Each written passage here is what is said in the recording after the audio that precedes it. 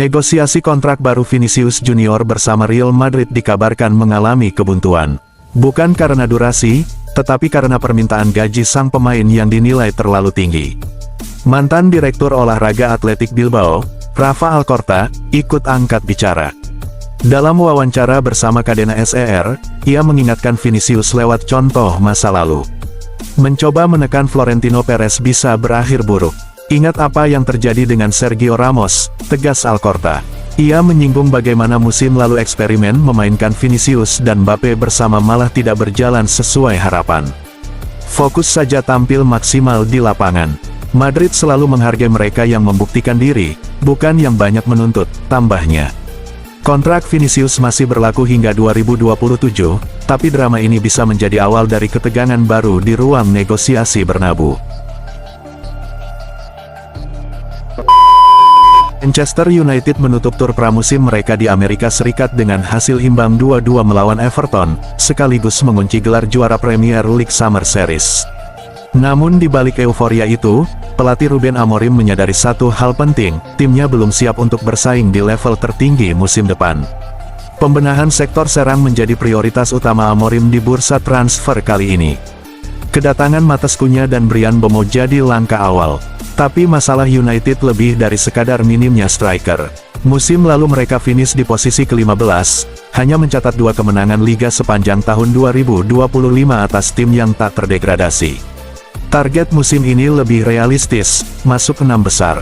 Tapi di balik itu ada tekanan besar dari proyek ambisius bertajuk Project 150, yang bermimpi menjadikan United juara Premier League di tahun 2028. Frenkie de Jong terancam kehilangan tempat di starting si Barcelona musim depan. Penyebabnya, penampilan gemilang Pablo Gavi selama tur pramusim Blaugrana di Asia. Barcelona menutup tur tersebut dengan kemenangan telak 5-0 atas Daegu FC. Tapi sorotan utama bukan hanya pada skor, melainkan pada Gavi. Gelandang muda La Masia itu tampil luar biasa dan bahkan jadi top skor tim selama tur. Tak hanya itu, Gavi kini juga disebut-sebut sebagai calon kapten masa depan, menggantikan Marc-Andre ter Stegen. Menurut laporan Diario AS, performa impresif Gavi membuat pelatih baru Hansi Flick mempertimbangkan untuk menjadikannya starter reguler bersama Pedri. Sayangnya, itu bisa berarti De Jong bakal tersingkir dari lini tengah utama. Padahal De Jong baru saja menjalani musim yang konsisten dan tengah dalam negosiasi kontrak jangka panjang. Flick dihadapkan pada keputusan sulit, mempertahankan pengalaman, atau memberi jalan bagi masa depan.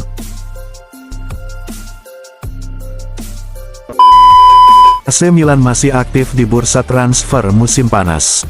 Mereka butuh tambahan di 3 posisi, bek kanan, gelandang, dan striker. Guela Dowe dan Ardon Jasari jadi target utama untuk 2 posisi pertama. Tapi negosiasi dengan Strasbourg dan klub Brugge masih menemui jalan buntu karena banderol tinggi yang diminta kedua klub. Disinilah nama Ismail Benacer masuk dalam strategi Milan. Gelandang asal Aljazair itu jadi incaran Al-Ittihad dan tengah mempertimbangkan tawaran kontrak 3 tahun senilai 8 hingga 10 juta euro per musim. Jika jadi dilepas, Milan bisa mengantongi sekitar 12 juta euro, dana yang akan sangat berguna untuk merekrut Jasari. Sementara itu, meski tawaran Milan sebesar 23 juta euro untuk Dowe ditolak, penjualan Benacer bisa menjadi kunci untuk menaikkan proposal tersebut. Rossoneri belum menyerah. Mereka ingin melengkapi skuad sebelum musim baru dimulai, dan setiap euro kini jadi sangat berharga. Chelsea disebut jadi yang terdepan dalam perburuan Alejandro Garnacho dari Manchester United. Menurut laporan Cut Offside, hubungan yang memburuk antara Garnacho dan manajer baru United, Ruben Amorim, membuat masa depannya di Old Trafford kini berada di ujung tanduk. Chelsea punya daya tarik kuat, mereka bisa menawarkan Liga Champions, kompetisi yang sangat diinginkan Garnacho. Selain itu, sang pemain juga lebih memilih bertahan di Premier League, membuat The Blues jadi kandidat favorit. United pun kabarnya mulai melunak. Harga Garnacho yang sebelumnya dipatok 80 juta euro kini turun ke kisaran euro 50-60 juta. Namun, transfer ini baru akan terjadi jika United berhasil mengamankan striker baru sebagai pengganti. Bagi manajer Chelsea, Enzo Maresca, Garnacho adalah target strategis. Ia ingin menyegarkan lini serang dengan pemain muda yang dinamis, menggantikan peran Sterling dan Mudryk yang mulai tersisih.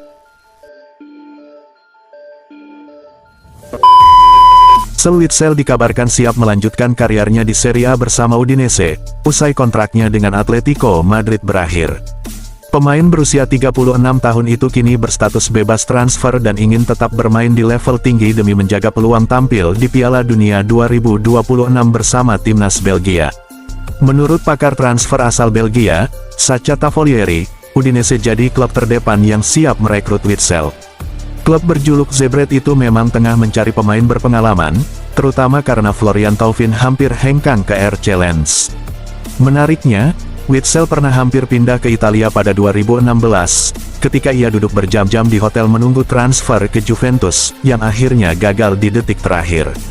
Witsel, lulusan Akademi Standard Liège, punya karir panjang bersama Benfica, Zenit, Tianjin, Dortmund, dan terakhir Atletico Madrid, mencatat 116 penampilan dan 3 gol di bawah Diego Simeone.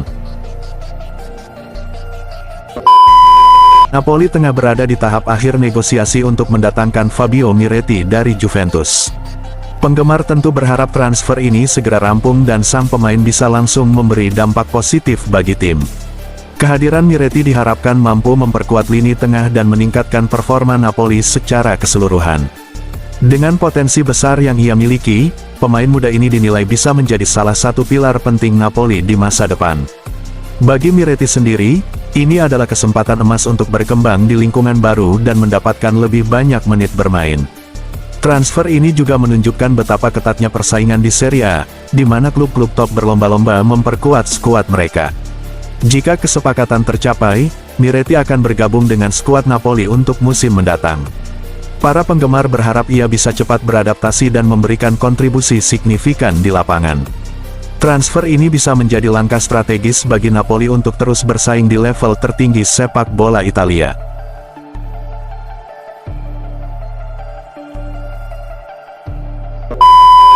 Wolves harus gigit jari setelah target mereka, Marc Pubil, justru bergabung dengan Atletico Madrid.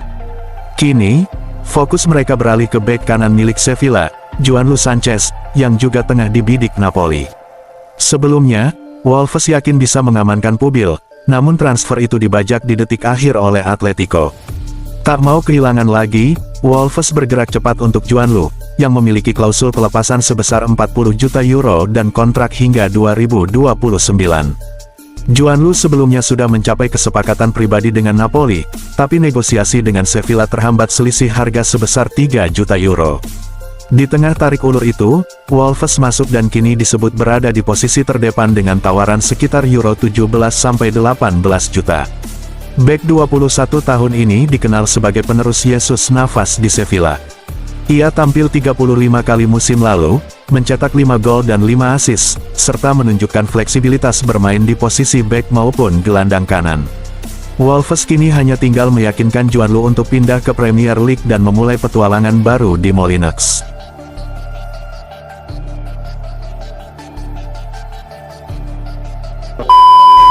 Sunderland dikabarkan tinggal selangkah lagi mengamankan striker muda Chelsea, Marc Guiu, lewat kesepakatan pinjaman selama 1 musim. Transfer ini menjadi bagian dari rencana besar Sunderland untuk memperkuat lini serang jelang musim baru Premier League. Menurut laporan The Athletic, Chelsea menyisipkan klausul penalti dalam perjanjian, Sunderland harus membayar denda jika Guiu tidak tampil dalam jumlah pertandingan tertentu. Namun, Sunderland merasa nyaman dengan syarat tersebut dan menunjukkan komitmen besar terhadap sang pemain.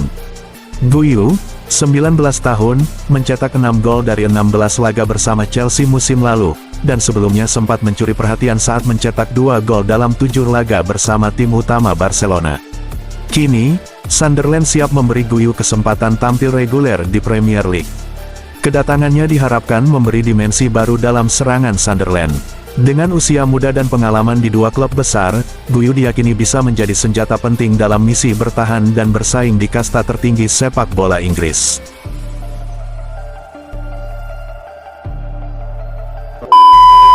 Jadon Sancho dikabarkan siap kembali ke Borussia Dortmund, klub yang membesarkan namanya. Setelah meninggalkan BUK pada 2021, karir Sancho penuh gejolak. Ia membela 3 klub, mencetak 15 gol dan 16 assist dalam 145 laga, termasuk mengangkat trofi Liga Konferensi bersama Chelsea dan mencapai final Liga Champions bersama Dortmund. Menurut Bild, Sancho rela memangkas gajinya hingga 50% demi kembali ke Westfalenstadion, meski itu masih akan menjadikannya salah satu pemain dengan gaji tertinggi di BUP. Ia bahkan sudah menjalin kontak dengan manajemen Dortmund, menunjukkan niat tulus untuk kembali. Namun, keputusan akhir ada di tangan pelatih Niko Kovac, yang dikenal disiplin soal etos kerja pemain. Meski begitu, dari sisi teknis, kembalinya Sancho bisa memperkuat lini depan Dortmund yang kini dihuni Guirassy, Baya, dan Adeyemi. Bagi Sancho, ini bukan sekadar transfer biasa, melainkan upaya untuk kembali menikmati sepak bola dan menegaskan dirinya sebagai penyerang top Eropa.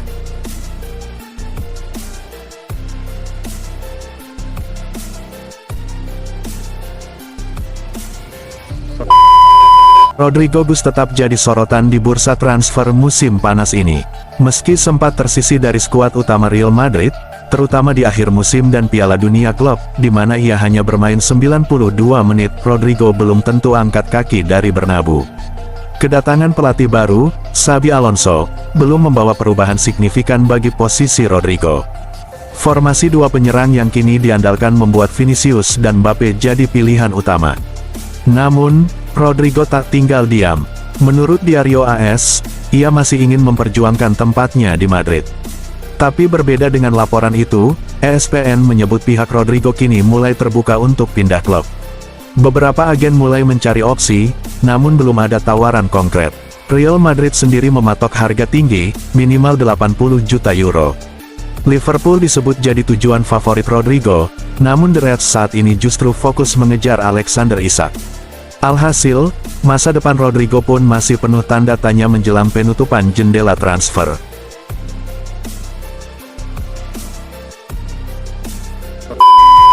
Liverpool kembali aktif di bursa transfer musim panas ini. Setelah sukses menjuarai Premier League di bawah Arne Slot, The Reds langsung tancap gas dengan belanja besar. 4 pemain sudah mereka rekrut: Florian Wirtz, Jeremy Frimpong, Milos Kerkez, dan Hugo Ekitike. Kini, fokus Liverpool beralih ke sektor pertahanan.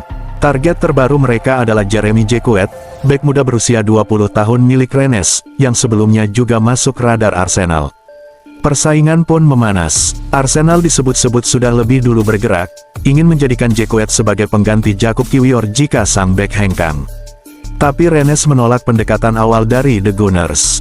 Kini, Liverpool mencoba menyalip dan mengamankan Jekuet lebih dulu. Arne Slot memang menginginkan tambahan kekuatan di lini belakang, apalagi nama Mark Guehi dari Crystal Palace juga masuk daftar. Akankah Liverpool berhasil merebut Jekuet dari incaran Arsenal?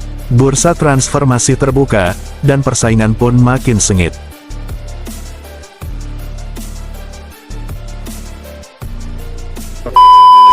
Tur pramusim Barcelona di Asia telah usai, namun absennya Inaki Pena dari lapangan menjadi sorotan besar.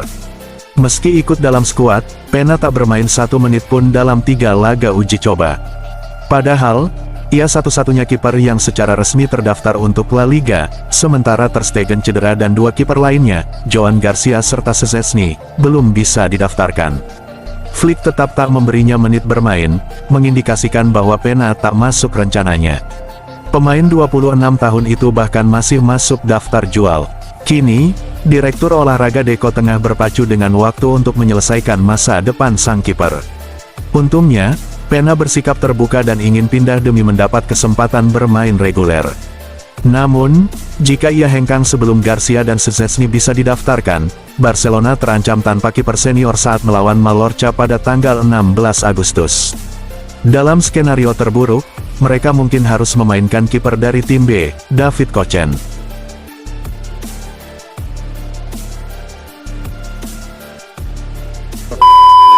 Lionel Messi tampil luar biasa di MLS, bahkan sebelum dan sesudah ajang FIFA Club World Cup.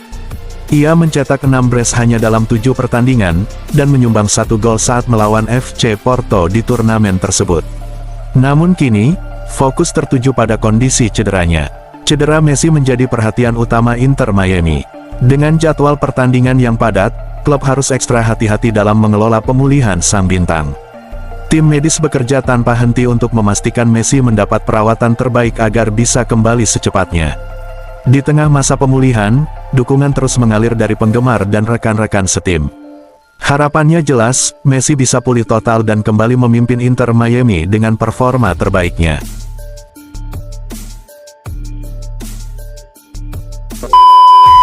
Everton kini mengalihkan fokus transfer mereka ke Jack Grealish dari Manchester City, setelah upaya merekrut Tyler Dibling dari Southampton menemui jalan buntu. The Saints meminta 45 juta pound plus bonus dan klausul penjualan kembali, angka yang dianggap terlalu tinggi oleh Everton. Sebagai alternatif, nama Grealish pun mencuat. Meski dikenal sebagai pemain kelas dunia, Grealish mengalami musim sulit di City. Ia hanya jadi starter 7 kali dari 20 laga Premier League musim lalu, mencetak 1 gol dan 1 assist. Situasinya makin tak pasti setelah Guardiola tak membawanya ke Piala Dunia antar klub. Kini, Everton serius mempertimbangkan transfer Grealish sebagai pengganti Dibling. Tantangan utamanya adalah gaji tinggi dan performa Grealish yang belum optimal. Meski begitu, pengalaman dan kualitasnya tetap membuatnya jadi opsi menarik untuk memperkuat lini depan The Toffees.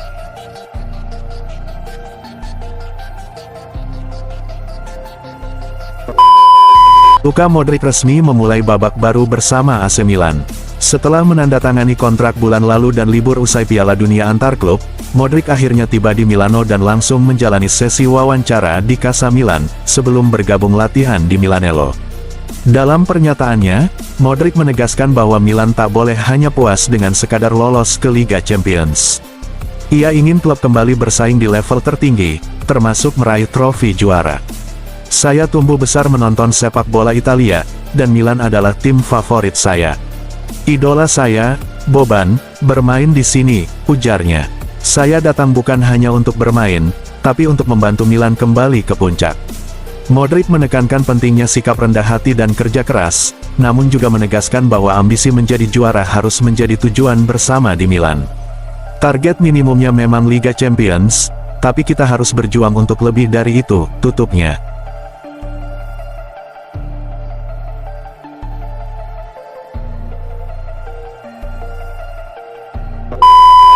Kabar baik datang untuk Barcelona dan para penggemarnya. Menurut Mundo Deportivo, Dewan Kota Barcelona telah menyetujui lisensi modifikasi yang memungkinkan Camp Nou kembali digunakan, meski hanya dengan kapasitas terbatas. Dengan izin ini, Barcelona bisa menggelar laga kandang kontra Valencia pada jornada keempat La Liga di Camp Nou, dengan jumlah penonton maksimal 30.000 orang. Ini jadi langkah penting setelah stadion lama mereka ditinggalkan sementara karena renovasi besar. Namun, ada syarat penting yang harus dipenuhi. Klub hanya punya waktu 2 pekan untuk menyelesaikan pekerjaan tahap awal di area penonton, dan wajib menyertakan sertifikat penyelesaian pekerjaan saat mengajukan proposal resmi ke La Liga, UEFA, dan pemerintah kota. Jika semua berjalan lancar, Camp Nou akan kembali jadi rumah bagi Barcelona, meski dengan kapasitas setengah.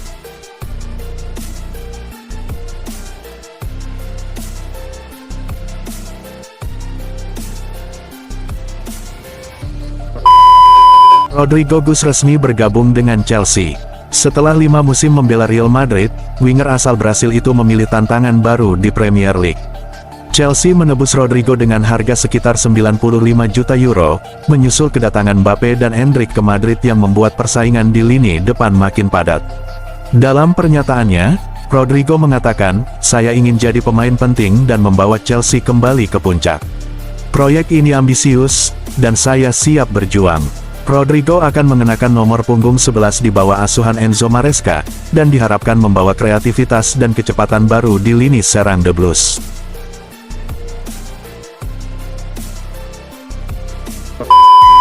Real Madrid resmi mendatangkan Darwin Núñez dari Liverpool. Striker asal Uruguay itu diboyong dengan mahar sekitar 85 juta euro, sebagai bagian dari rencana generasi lini depan Los Blancos. Setelah kepergian Joselu dan cedera jangka panjang pada beberapa pemain, Madrid butuh penyerang siap pakai, dan Núñez dianggap cocok berduet dengan Mbappe dan Vinicius Junior. Dalam pernyataan resminya, Darwin berkata, "Bermain untuk Real Madrid adalah mimpi. Saya datang untuk mencetak gol dan memenangkan banyak trofi. Dengan kecepatan, fisik, dan naluri gol tajam, Darwin siap jadi ancaman baru di Santiago Bernabeu.